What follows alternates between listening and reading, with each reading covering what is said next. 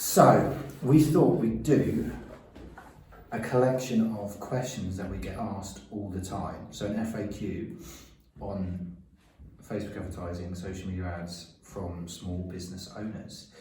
For today, Ashley is my small business owner who's coming to ask me questions. What business do you own, Ashley? Popcorn business. Yeah? Yeah. Yeah, cool. Yeah. Want to sell my popcorn online. What's it called? Pop to the hop corn. Ooh, pop to the hop corn. Nice. Oh, we need a jingle for this. Da, da, da, da, da. Facebook ads FAQ. Yeah. Right, okay, so Q, boo. FAQ.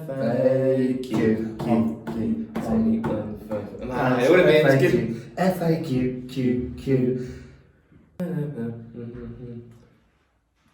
We need to work on this.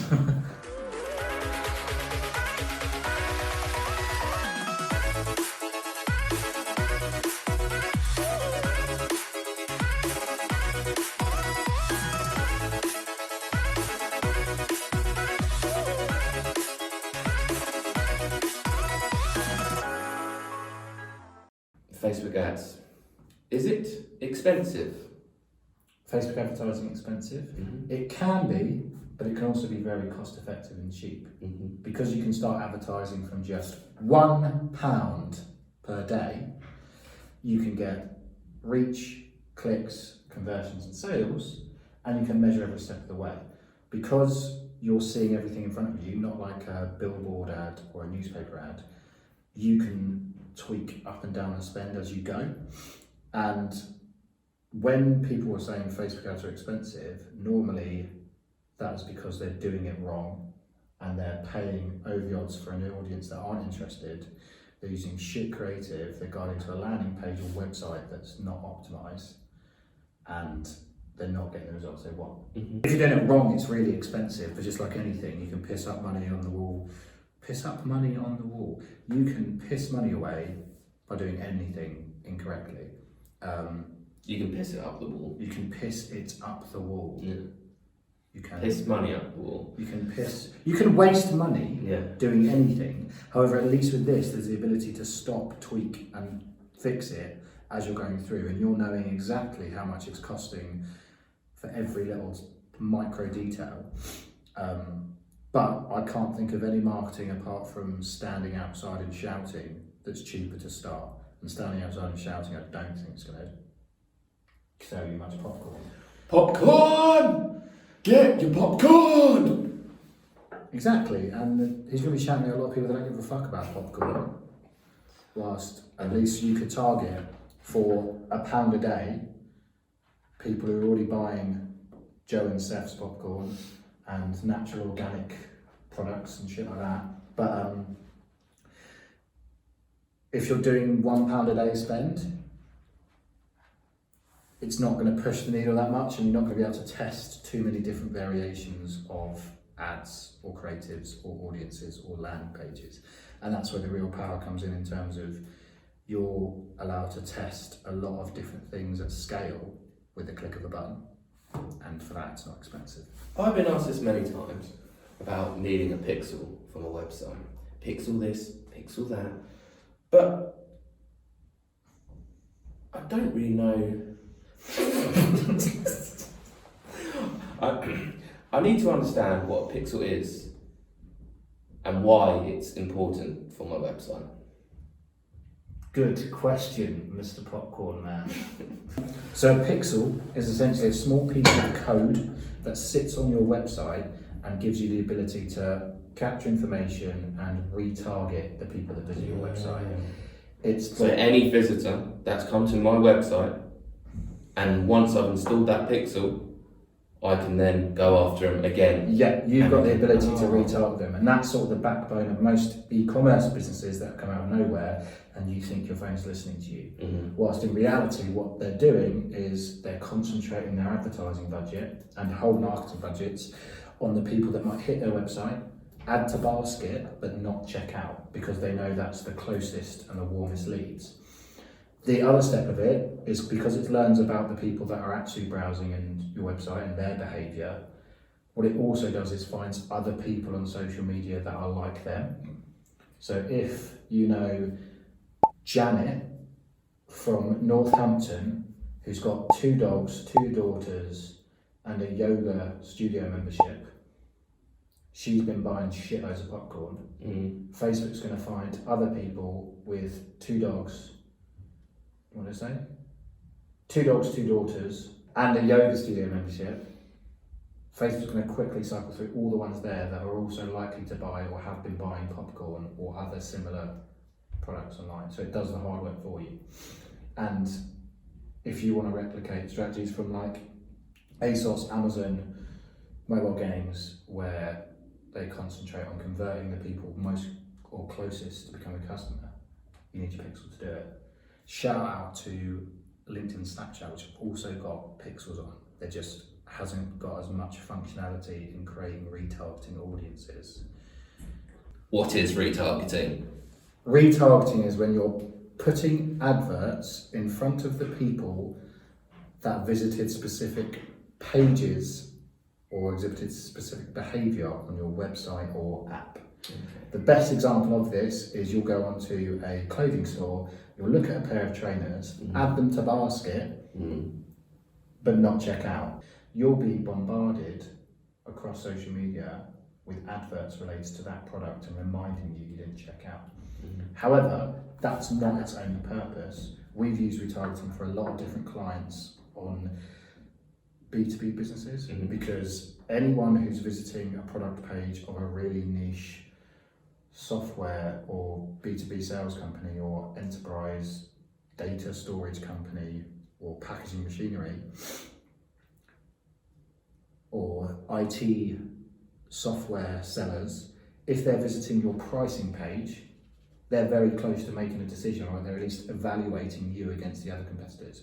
If you're the only one with the ability out there to show them an ad whilst they're sitting on the toilet the next day, you're more likely to win their business. In terms of retargeting, you're putting your message and offer out there to people that have already considered it. Well, that's a nice soundbite, isn't it? We're going to be back to the fart again. No. So, why do you lean forward? I'm not leaning forward. Every time I turn around, I see. No. Oh. I think it's just you. No, maybe I'm falling in my head. I knew it. This little video. VAR.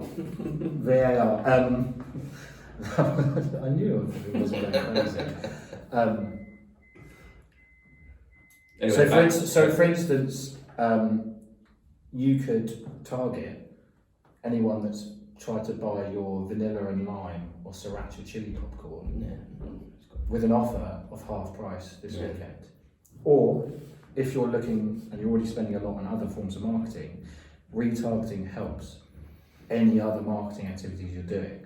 Say if you've got a big event, or you sponsor a sports team, or you're at a conference, people naturally, the first thing they do might be to check out your social media pages or website.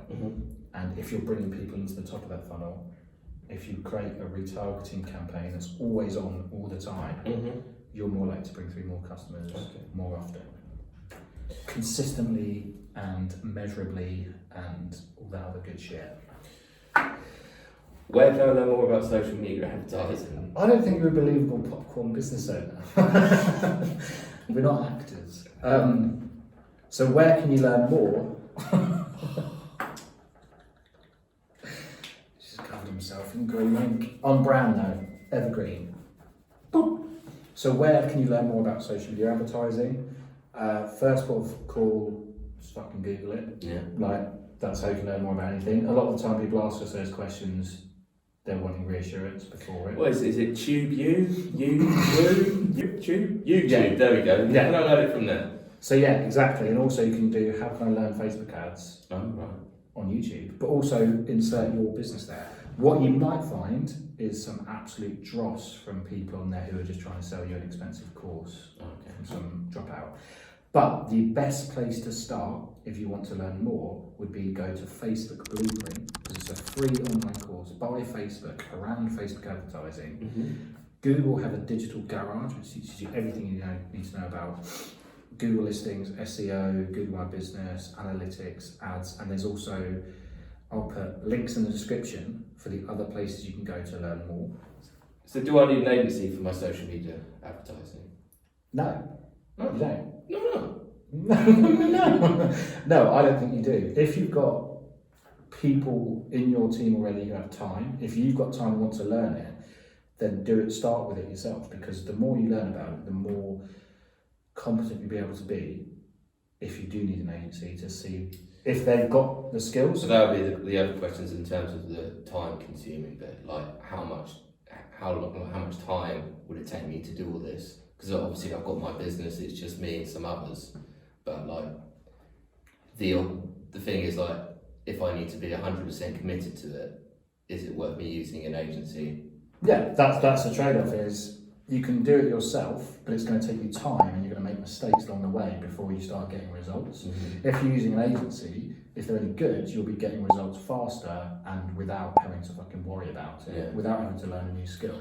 If you've got a marketing team already that you think are spending time on things that aren't generating revenue, upskill them, because they'll have those skills for life. It's the most in-demand marketing skill for 2020.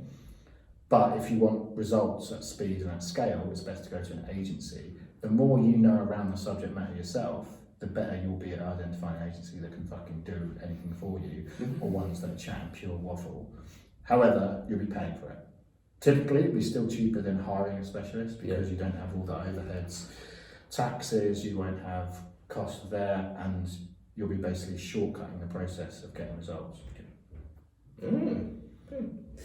So how much should I spend on the advertising? Good question. Get this question a lot, and annoyingly the answer is sort of like, how long is a piece of string? Because it all depends on the profitability of your product, it all depends on the conversion rates of your customer as well, and it depends on your appetite to advertise. What I'd recommend is you try and work out your current customer acquisition costs, average order value, and your customer lifetime value. Because if you're paying to acquire a customer, you want to know the full return on investment afterwards. Because a lot of people initially see marketing as an expense, but it's not, it's investing in the business to get a result. But all that being said, is you can work that out, and if you're spending anything less than £5 per day per ad set, you'll struggle to get any statistically viable data to forecast results off. But if you compare that to the cost of printing out leaflets, or literally the cost of your staff scrolling on Google or sending out emails, if you're spending less than that, you're not really giving Facebook enough juice to test if it's working and show it to enough people. Because a lot of people give up too quickly, whilst they might invest hours and hours and pile money on top of each other for other resources or other marketing spend. So in short, as much as you can afford to acquire customers profitably, and keep piling more and more in if it's a positive return on investment. How do I get more followers? When someone asks me that question, why do you want more followers? Because I just want loads of followers, because then if I have more followers on my page, people will buy my product. Well, instead of let's go after more followers, why don't we just get more people buying your product straight away? Oh, I've never thought of that before. Yeah. Because a lot of people... Hang on, you're saying that when some people come up to me and say, I'm getting more followers, the more followers you have, the more engagement, and then the more business, and the more people buy stuff from your page. Is that correct? Fake news. Oh. Because a lot of people are swept up with followers because it's a big vanity metric, but really, can you pay your staff with followers? No. Probably can now these days. Yes. Can you pay your overheads and bills with followers? No. Can you pay for your goods and supplies with followers? No. Can you pay your accountant with followers? No. Can you pay your tax with followers? No. So why the fuck do you want more followers?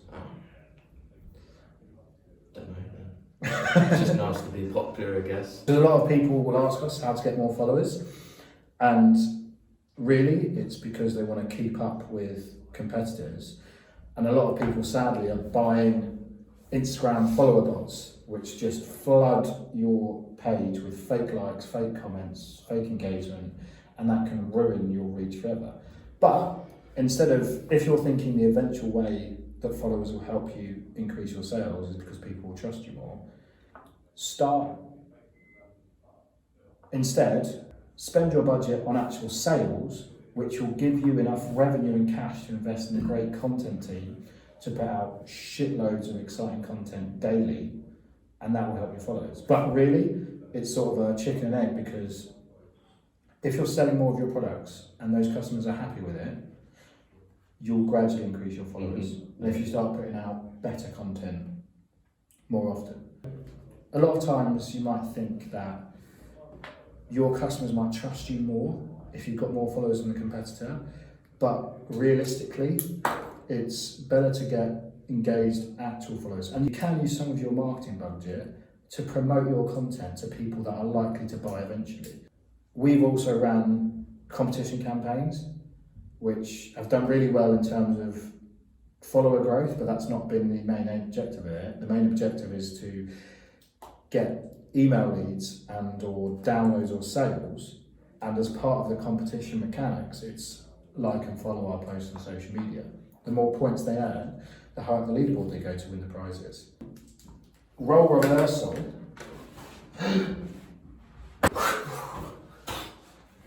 So, next question I've got is, for my fledgling popcorn business, Facebook tells me to boost posts, and I do that a lot, but I get nothing.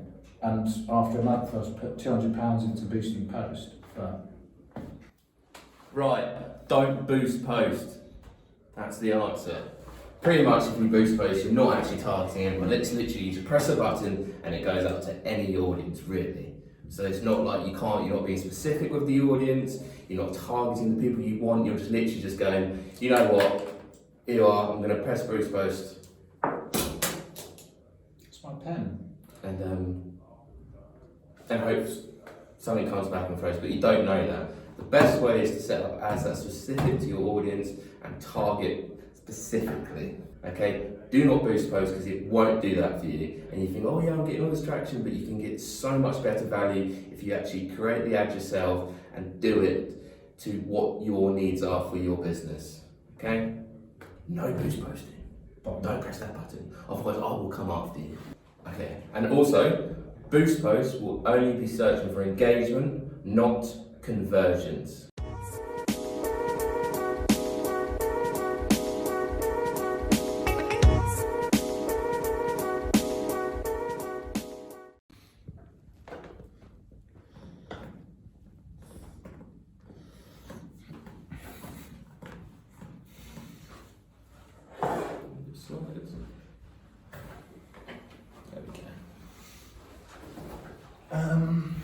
Is it wonky? It's a Don't little give a fuck. wonky, doesn't matter. But it didn't really matter, because in the video, when I watched the vlog today, You don't notice it, you notice it. because we were going, hey, but it was actually like, well, can't see the camera too.